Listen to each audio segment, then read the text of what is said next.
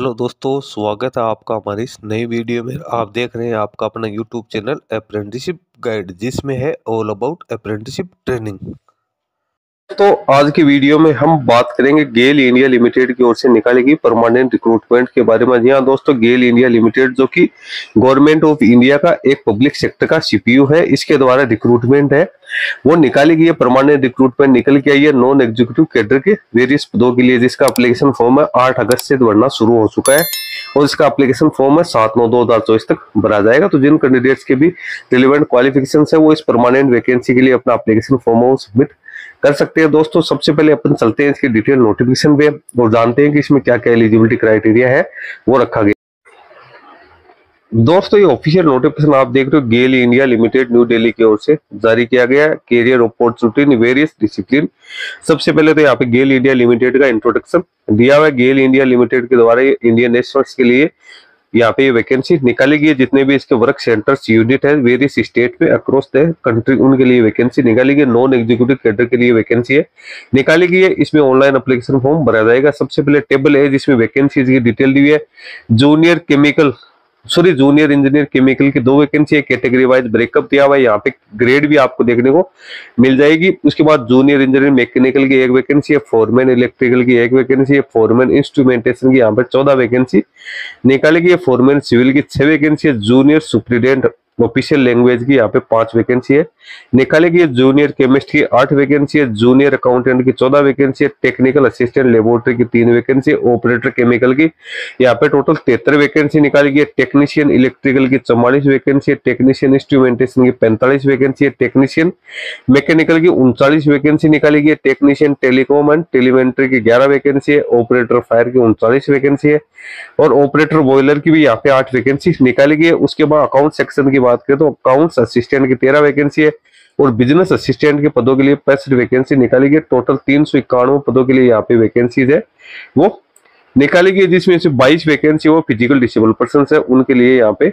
रखी गई है। उसके बाद एजुकेशन क्वालिफिकेशन की बात करें तो जूनियर इंजीनियर केमिकल की पे स्केल 35,000 से 1,38,000 रुपए है और अपर एज लिमिट आप यहाँ कैटेगरी वाइज देखने को मिल जाएगा। डिप्लोमा कैंडिडेट के पास में यहाँ पे होना जरूरी है, मिनिमम 60% मार्क्स के साथ रिलेवेंट फील्ड के अंदर। इसके साथ 8 साल का यहाँ पे पोस्ट क्वालिफिकेशन एक्सपीरियंस भी मांगा गया। जूनियर इंजीनियर मैकेनिकल की पे स्केल भी 35,000 से 1,38,000 है। इसमें भी कैंडिडेट के पास इंजीनियरिंग में डिप्लोमा 60% मार्क्स के साथ 8 साल का पोस्ट क्वालिफिकेशन एक्सपीरियंस मांगा गया। फोरमैन इलेक्ट्रिकल की यहाँ पे पे स्केल 29,000 से लेकर 1,20,000 है और यहाँ पे S5 में इनको अपॉइंट किया जाएगा। इसमें भी इंजीनियरिंग में डिप्लोमा 2 साल का पोस्ट क्वालिफिकेशन एक्सपीरियंस मांगा गया। फोरमैन इंस्ट्रूमेंटेशन की पे स्केल भी 29,000 से लेकर 1,20,000 है। इंजीनियरिंग में डिप्लोमा होना जरूरी है, 2 साल का पोस्ट क्वालिफिकेशन एक्सपीरियंस है यहाँ पे मांगा गया। फोरमैन सिविल की बात करें तो पे स्केल 29,000 से 1,20,000, इंजीनियरिंग में डिप्लोमा प्लस में 2 साल का एक्सपीरियंस है।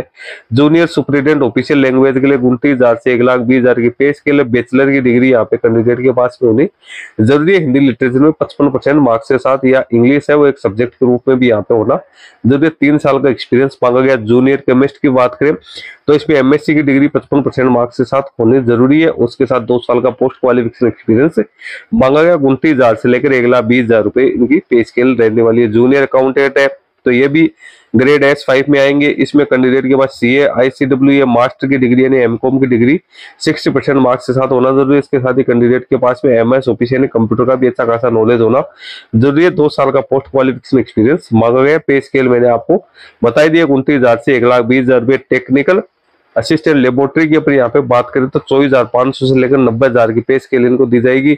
इसमें BSc की डिग्री 55% मार्क्स के साथ होने जरूरी, 1 साल का एक्सपीरियंस मिनिमम मांगा गया। केमिकल ऑपरेटर को 24,500 से लेकर 90,000 की सैलरी दी जाएगी।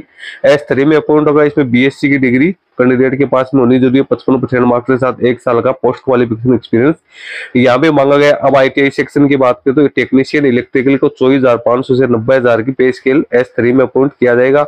इसमें कैंडिडेट के पास 10 प्लस जो ITI का सर्टिफिकेट या NCVT यानी ITI का सर्टिफिकेट या नेशनल अप्रेंटिसशिप का सर्टिफिकेट होना जरूरी है। 2 साल का पोस्ट क्वालिफिकेशन एक्सपीरियंस इसमें भी मांगा गया। टेक्नीशियन इंस्ट्रूमेंटेशन की बात करें तो इसके लिए भी 10 प्लस NSC या ITI का सर्टिफिकेट 2 साल का एक्सपीरियंस है वो मांगा गया। टेक्नीशियन मैकेनिकल के लिए भी 10th प्लस ITI या NSC का सर्टिफिकेट 2 साल का एक्सपीरियंस है वो यहाँ पे कैंडिडेट से मांगा गया टेक्नीशियन टेलीकॉम और टेलीमेंट्री की बात करें इसमें 10 प्लस ITI या NSC प्लस 2 साल का एक्सपीरियंस। ऑपरेटर फायर के लिए 10+2 पास आउट होने के साथ साथ ही 6 महीने का यहाँ पे जो ट्रेनिंग का कोर्स है, driving licence heavy motor vehicle का, वो कैंडिडेट के पास में होना जरूरी है। 2 साल का पोस्ट क्वालिफिकेशन एक्सपीरियंस मांगा गया। ऑपरेटर बॉयलर के लिए 10+ ITI या NSC का सर्टिफिकेट होना जरूरी है। सेकंड क्लास बॉयलर अटेंडेंट का सर्टिफिकेट या कैंडिडेट के पास साइंस में ग्रेजुएशन की डिग्री होनी जरूरी है। 55% मार्क्स के साथ फिजिक्स केमिस्ट्री मैथमेटिक्स के साथ, और सेकंड क्लास बॉयलर अटेंडेंट का सर्टिफिकेट होना जरूरी है। 1 साल का एक्सपीरियंस यहाँ पे मांगा गया। अकाउंट असिस्टेंट के लिए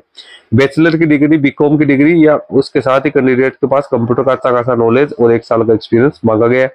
बिजनेस असिस्टेंट को 24,500 से लेकर 90,000 की पे स्केल में अपॉइंट किया जाएगा। BSc की, इसमें BBA, BBS, BBM की डिग्री और कंप्यूटर का नॉलेज और 1 साल का एक्सपीरियंस वो कैंडिडेट से यहाँ पे मांगा गया। कैंडिडेट के पास जो कोर्स है वो रेगुलर मोड में होने जरूरी है। डिस्टेंस वाले इसमें चलेंगे नहीं। और कौन कौन सी पोस्ट के लिए जो एजुकेशन क्वालिफिकेशन ऊपर दे रखी है वो जरूरी है। यदि इससे ऊपर की क्वालिफिकेशन है तो वो कैंडिडेट्स में एप्लीकेशन फॉर्म सबमिट नहीं कर पाएंगे। जहां पे डिप्लोमा लागू है उनके लिए BTech यहाँ पे अलाउड नहीं की गई है। इसके साथ जहाँ पे आपको ग्रेजुएशन की डिग्री है उसमें मास्टर की डिग्री वाला कैंडिडेट एप्लीकेशन फॉर्म और सबमिट नहीं कर पाएगा। जूनियर केमिस्ट के लिए PhD वाला नहीं लगा सकता। जूनियर अकाउंटेंट के लिए जो CA, MBA, PGDM, PhD वाला नहीं एप्लीकेशन फॉर्म सबमिट कर सका। टेक्निकल असिस्टेंट लेबोरेटरी के लिए MSc, PhD वाला एप्लीकेशन फॉर्म नहीं भर पाएगा। ऑपरेटर केमिकल के लिए MSc, BE, BTech वाला एप्लीकेशन फॉर्म सबमिट नहीं कर पाएगा। जिसमें योग्यता ITI रखी गई है ये अप्रेंटिसशिप रखी गई है, उसमें इंजीनियरिंग में डिप्लोमा BE, BTech वाला एप्लीकेशन फॉर्म सबमिट नहीं कर पाएगा। तो ये आप जो यहाँ पे मिनिमम एजुकेशन क्वालिफिकेशन दे रखी है कैंडिडेट के पास वो वही होनी जरूरी है। उसके ऊपर की आपके पास हायर एजुकेशन क्वालिफिकेशन है तो आप एप्लीकेशन फॉर्म सबमिट नहीं कर पाओगे। SC ST को 5 साल की, OBC को 3 साल की, फिजिकल डिसेबल पर्सन को 10 साल की छूट यहाँ पे दी जाएगी। उसके बाद नीचे अपन एमोलमेंट की बात करें तो जिन कैंडिडेट को S7 ग्रेड में अपॉइंट किया जाएगा उनको 35,000 से 1,38,000 की स्केल मिलेगी, जो कि मैंने आपको बता दी है। बेसिक पे 35,000 होगी, S5 वाले की 29,000 होगी, S3 वाले की 24,500 होगी। इसके अलावा जो अदर अलाउंस है वो गवर्नमेंट्स के अकॉर्डिंग वो सारे यहाँ पे कैंडिडेट को लाभ है दिए जाएंगे। उसके बाद एप्लीकेशन फी 50 रुपए रखी गई है। जनरल EWS OBC के लिए, SC ST के कैंडिडेट को यहाँ पे फ्री रखा गया। हाउ टू अप्लाई, तो जो कैंडिडेट सारा एलिजिबिलिटी क्राइटेरिया कंप्लीट करते हैं वो गेल की ऑफिशियल वेबसाइट www.gailonline.com के कैरियर सेक्शन में जाके आप इसका एप्लीकेशन फॉर्म 8 अगस्त से लेकर 7 सितंबर तक फिलअप कर सकते हैं। कैंडिडेट ओनली एक ही पोस्ट के लिए यहाँ पे एप्लीकेशन फॉर्म सबमिट कर पाएगा। यहाँ पे कैंडिडेट के पास क्या क्या डॉक्यूमेंट्स होने जरूरी है उसकी सारी प्रोसेस यहाँ पे कैंडिडेट्स के लिए दे रखी है। उसके बाद कैंडिडेट है उनको सारी है जो सर्टिफिकेट चाहिए तैयार करवाने हैं। उसके बाद हेल्थ और जो मेडिकल फिटनेस की यहाँ पे जानकारी, सिलेक्शन प्रोसीजर की अपनी यहाँ पे बात करें तो कैंडिडेट का सिलेक्शन की यहाँ पे पूरी प्रोसेस आपको देखने को मिल जाएगी। Junior engineer chemical written test और ट्रेड टेस्ट के आधार पे इनका एग्जाम होगा। जूनियर मैकेनिकल का भी रिटन टेस्ट, ट्रेड टेस्ट के आधार पे होगा। उसके बाद में जितने भी foreman electrical, foreman instrumentation, foreman civil की बात करें तो रिटन टेस्ट, ट्रेड टेस्ट के आधार पे कैंडिडेट का सिलेक्शन किया जाएगा। Junior superintendent official language written test, computer proficient test, translation test के आधार पे सिलेक्शन किया जाएगा। उसके बाद junior accountant written test, computer test के आधार पे यहाँ पे सिलेक्शन किया जाएगा। जूनियर केमिस्ट है तो उसका रिटन टेस्ट, ट्रेड टेस्ट के आधार पे होगा। उसके बाद में जितनी भी जो ITI की पोस्ट है उसमें रिटन टेस्ट, ट्रेड टेस्ट होगा। और जो operator fire account assistant, business operator fire के लिए written test, trade test, physical endurance test रखा गया। बिजनेस असिस्टेंट के लिए रिटन टेस्ट और कंप्यूटर प्रोफिशिएंसी टेस्ट है वो रखा गया है। यहाँ पे पेपर का मोड है वो हिंदी और इंग्लिश दोनों में से एक ऑप्शन कैंडिडेट चूज कर सकता है। 100 क्वेश्चन रिटन एग्जाम में होंगे, टोटल 100 मार्क्स यहाँ पे होंगे। प्रत्येक सही आंसर के लिए 1 मार्क्स दिया जाएगा। यहाँ पे कोई नेगेटिव मार्किंग नहीं रखी गई है। 90 मिनट का टाइम कैंडिडेट को अपॉइंट किया जाएगा।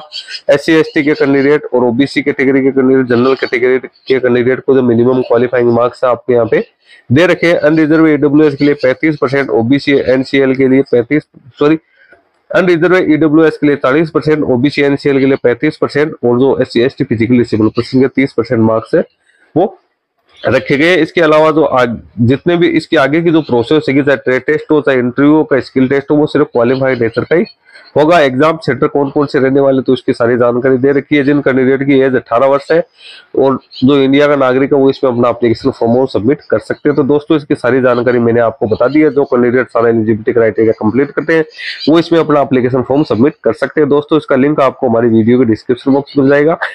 जहाँ से आप इसको डाउनलोड करके चेक कर सकते हो। ITI पास आउट कैंडिडेट के लिए काफी बड़ी अपॉर्चुनिटी है। तो दोस्तों इस वीडियो में इतना ही। वीडियो अच्छा लगे लाइक शेयर करना, कोई क्वेरी हो कमेंट करके बताना। धन्यवाद।